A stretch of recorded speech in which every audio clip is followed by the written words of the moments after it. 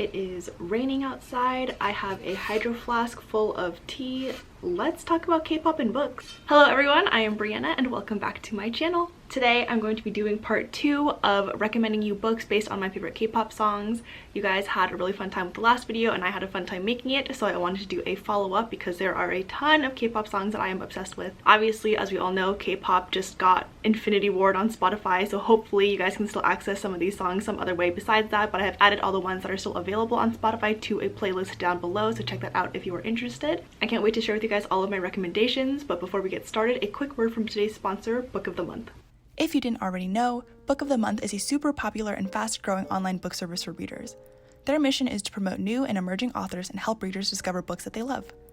Their team vets hundreds of books each month and gives readers their choice from a curated selection of both new and early release titles. That way, you can spend more time reading and less time researching. Book of the Month is also completely risk-free. If you're not feeling any of the picks for a certain month, you can always skip at any time and you will not be charged. Also, they have the best price for new release hardcover fiction.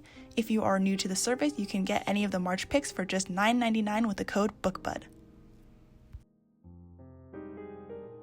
First, we have In a Book Club Far Away. This contemporary fiction novel follows a group of estranged friends who reconnect to heal past wounds in a heartwarming story of friendship, forgiveness, and army life. Second, we have the final revival of Opal and Nev, a historical fiction novel that is equal parts rock and roll and black feminist punk spirit. What's Mine and Yours is a literary fiction multi-generational story that traces the lives of two families in a divided southern community. Too Good to Be True is a creepy and twisted thriller, full of unreliable narrators that will leave you wondering if anything you read was the truth. Lastly, we have The Lost Apothecary, a historical fantasy about an apothecary that sells poisons to women who are trying to seek revenge and kill men. I have discovered some of my favorite books through Book of the Month, like Pachinko by Min Jin Lee and Circe by Madeline Miller, and I know that you guys will be able to find some of your new favorites as well. Alright, on to the video. Okay, let's get started. So the first song I wanted to talk about today is the boyz debut song, Boy. It is this very sweet, fun, upbeat, refreshing, youthful love song about how they are the only boy for you. You are the person they have been waiting for their whole life to fall in love with. They want to share and show their whole world to you. And it just envelops all of those feelings of teenage, young, puppy love when you meet someone for the first time and you've never felt these amazing, wonderful, fluffy feelings of love, and you're just like, this is the person who's going to complete me. I've never felt so happy before, and I can't imagine being with anyone but you. You are the boy for me. I am the girl for you, etc. In that same vein, I wanted to recommend one of my favorite young adult contemporary romances that I read recently, which is Tweet Cute by Emma Lord. Tweet Cute is this really fun story that follows our two main characters, Pepper and Jack. Pepper and Jack go to school together where they kind of have a rivalry because Pepper is at the top of her class and Jack is kind of the class clown. In addition to this, both of them also run the Twitter accounts for their family's restaurants, and one day they get into beef with their Twitter accounts and the two of them are unaware that the other person is the one behind the Twitter account that they are beefing with. So that's an added complication in their relationship that they don't know about. Third, they are also communicating on this anonymous app that allows them to chat with other students from their school with aliases so no one knows who they're talking to. They've been communicating on this app together for months and have shared a lot of secrets, have had a lot of deep conversations, and they are completely unaware of who they're talking to. The book is really fun because you see all of these different layers to their relationship and how they communicate, and as the book goes on you get to see them kind of rediscover each other in this new light as information reveals itself, and then you get to see their relationship build and you get to see all of this fun banter as a result of their school rivalry, of the Twitter beef, of the anonymous chat app. It's super fun. I had a lot of fun reading it and seeing how all the layers kind of reveal themselves over time, and I stayed up until 4 a.m. to read it all in like one night, so I highly recommend if you're looking for something quick, something fun, something sweet. Tweet Cute is definitely the book to check out, and also listen to the boy's Boy while you read. It is a perfect match. The second song I want to talk about is Stray Kids' Victory Song. I'm sure if you are on K-pop Twitter at all, you have heard Victory Song played everywhere because it went kind of viral on Stan Twitter when it came out. The song is essentially about how Stray Kids are the #1. They are the undefeated victors. No one can ever beat them. They have the fighting spirit to always come out on top. anyone can come after them, but they're overflowing with confidence. They're gonna go forward, they're gonna go up, they're gonna fly high. Who dares come at me? Like, you will always lose because I remain undefeated. And the spirit of this song very, very strongly embodies the energy of one of the characters of my favorite book ever, Jade City by Fonda Lee. Now, I'm not going to reveal which character I think this song embodies because I want you guys to read the book and then let me know who you think it is, because for me, it's pretty obvious, but I would love to hear your guys' thoughts if you have read Jade City before. I'm thinking of how to best describe Jade City in a concise manner, and essentially it is a sprawling, dark adult fantasy that follows the Call family, who have for a few generations run one of the most powerful clans in this big city. Within this fantasy setting, these clans have the power to wear jade, and jade essentially gives the wearers extra power, so extra speed, extra strength, extra perception. And these clans have academies where these warriors go to learn how to harness the power of jade and then become strong warriors, greenbone warriors, as per the Greenbone saga, which is what the Jade City book is a part of. It's a trilogy. It's just, oh my god, it's so amazing. My brain is like collapsing thinking about it because I have so many feelings. One day the Call family discovers that they're essentially starting to go to war with the other most powerful clan in the city, and they're trying to see who's going to come out on top and who's going to gain power over the city. And you get to see all of these amazing interpersonal relationships. You get to see how they deal with power struggles, how they deal with loss, with death, with love, with everything. And it's just so, I can't even explain this book in a way that does it justice because it covers so much. The book is extremely dense, which a lot of people do talk about, and I agree, it's an extremely dense book because it's fat and it's full of information. So it's not for everyone, I think, but if you're looking for a world to get lost in with characters that you really root for, even if you don't necessarily agree with them morally all of the time. Fonda Lee is just a genius, and I feel like Stray Kids' Victory Song so well encapsulates what one of the characters' mindset is, at least on a surface level perspective. And it just is a great song to listen to while you read Jade City. And everyone should read Jade City because it is my favorite book of all time. I literally can't stop talking about it. I've been talking about it for too long and you guys are probably like, please stop, you aren't even making any sense, but it is so great. Characters so well developed, so interesting. The world is so rich and interesting to read about, and the system of magic is also really incredible, really unique. It just all fits so well. Cannot recommend that book enough. I have said enough and I will be moving on now. The third song I want to talk about is BTS's Life Goes On. Now, when this song came out last year, all of ARMY Twitter lost their minds, me included, because after a year of struggle and hardship for a lot of us, I think that Life Goes On was the warm musical hug that we were all kind of waiting for. I think, as opposed to Dynamite, which was just very upbeat, fun, poppy, oh, everything's great and bright song, Life Goes On was more like, you know, of course we all face hardship, there are rainy days always, but life will always go on. Spring will always come after the winter, and through all of our struggles, time will continue to pass and we will be okay in the end. And the way that BTS is able to write these beautiful songs that kind of just uplift you without being falsely positive, like too positive where you can't even really relate to the music, I think that they do a really great job with balancing reality and optimism. And I think a book that does that really well is the Traveling Cat Chronicles.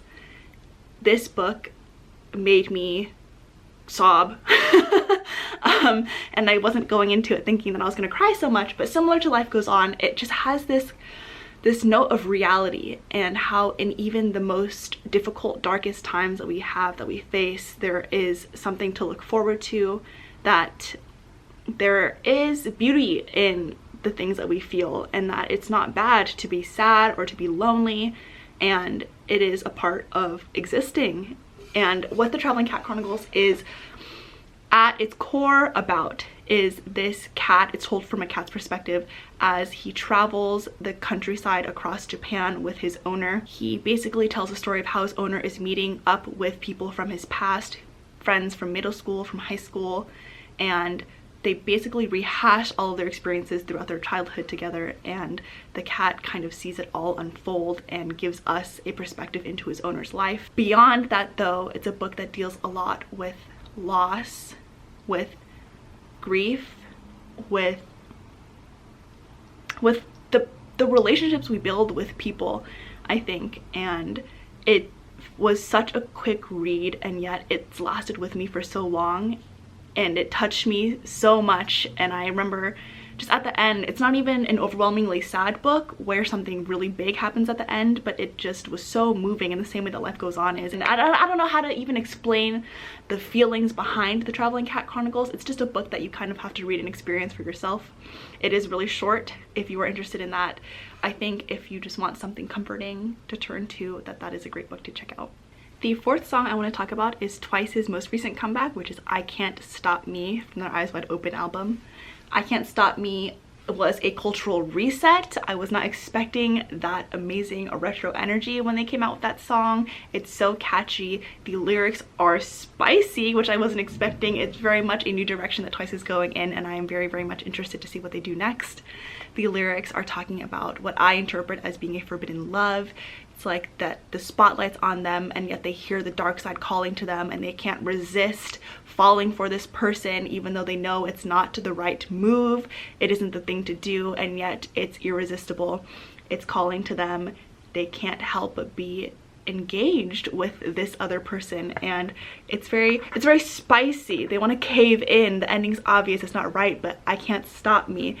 I can't stop what I'm feeling. You're my forbidden fruit. I'm literally just reading the lyrics right now. A book that I think embodies this energy is Anna K: A Love Story by Jenny Lee. This book is a modern day retelling of the Russian tragedy Anna Karenina by Leo Tolstoy. And no need to have read the original to read this modern retelling. It's very much self-explanatory in the book, so don't worry about that. It's like a 1,000-page Russian tragedy. You can just skip it if you don't want to read it. But the reason I think it's very similar to I Can't Stop Me is that Anna Karenina and Anna K, the offshoot, is about our main character Anna, who has for a long time been in a relationship with this guy Alexander. They have been this clean-cut, ideal, rich couple of the New York Greenwich area. It's fine. It's a fine relationship. But one day, Anna meets this guy Alexei Vronsky, who is the textbook playboy. He's the bad boy that people have been talking about, been warning her about, that he makes girls fall in love with them and then he leaves them behind. And she meets him and she's like, wait a minute. This man is making me feel things that I shouldn't. I should not be attracted to him. It's not good for me. It's not good for the relationship that I'm in. It's not a good look for my family, and yet I cannot help but feel attracted to him. It is a very fun read. I think if you are at all familiar with Anna Karenina, it is a fun way that the story is retold. I've only watched the movie, but I really liked Anna K. There's a really great cast of supporting characters as well, and it is a great story. Beyond just being a love story, there's a great story of friendship, of family, and I think it's a really quick read. It's short and it's dramatic, and if you're very much into melodrama, tragedy, really turbulent teenage relationships, that is a book that you should check out. The fifth song I want to talk about is EXID's "Did." That song changed my life when it came out, and I don't even think that's dramatic. I legitimately listened to it like 300 times the first week it came out, and I was like, oh. It was one of my most listened to songs the year it came out. It is sexy, it is fun, it is playful, it has banter. Even though it's a song, I don't even know how to explain it. The lyrics are essentially describing this relationship that has turned sour. The partner in question has been just disappointing as of late. They have lyrics like, oh, so you're apologizing to me, but what are you sorry for? All you do is say sorry, and then nothing ever changes. You just say sorry, and then you continue to hurt me the way that you have been, and yet even though our relationship has turned sour, I can't seem to turn away from you. Like, there's something still keeping me engaged. Even though I should break this off, it's for my best benefit, but I keep coming back to you, and yet you keep hurting me, etc., etc. And I think the energy of that song is very much reminiscent of the energy in You Deserve Each Other by Sarah Hogle. I read this book recently, It was a lot of fun. It is a contemporary romance that follows two main characters who are engaged, and they find out that actually both people want to break off the engagement, but neither of them want to be the one to do it, because whoever breaks off the engagement has to pay back all the non-refundable deposits on their wedding. So essentially all the flowers, all the catering for the venue, they have to pay tens of thousands of dollars if they're the one to break off the engagement. So what ends up happening instead is that these two petty bitches end up in this prank war of sorts, where they try to get the other person so irritated that they break off the relationship instead, and then that they can get off scot-free and not have to pay anything. And you get to see these two idiot fiancés fighting and arguing with each other, and then throughout the book kind of rediscovering each other in the context of their relationship, and starting to take personal responsibility for, you know, maybe their partner isn't the only person who's responsible for the reason the relationship is breaking down, but you know, they have some faults too that they should recognize. And you get to see great character growth, you get to see fun banter. There's a really fun supporting cast of characters as well that you get to engage with, and I really enjoyed this. I gave it 5 stars, and I think that EXID's "Do and You Deserve Each Other" are just the K-pop song and book versions of each other. It is an extremely fun, entertaining read. Again, very fast to get through if you are interested, so I highly recommend reading that if you were into petty assholes, if you're into fun banter, if you're into very sarcastic protagonists, very sarcastic narrating voices. That is something that you will definitely find in this book. And the last song I want to recommend today is Clc's Devil. This is, again, one of my favorite songs, I think from 2019, the year that it came out. I listened to this non-stop. I absolutely loved the song, loved the music video, loved watching Clc's performances. The lyrics are all about how they have been trying to be this polite, soft-spoken girl for so long, and then people keep pushing their buttons, they keep getting on their nerves, and then fine, you wouldn't take me at my politeness, then fine, I will unleash the devil on you, and I'll come back for my revenge, and I'll seek revenge on everyone who ever bothered me. You have made a mistake. You have unleashed the devil within me, and I am no longer gonna be that soft-spoken, quiet, polite girl. I'm coming for you. It is chef's kiss, everything that I love about music, everything I love about storylines. The book version that I wanted to recommend is The Rise of Kiyoshi. It is one of the Avatar books. It follows Avatar Kyoshi from when she was a youngish child to teenager, and she discovers her avatarhood.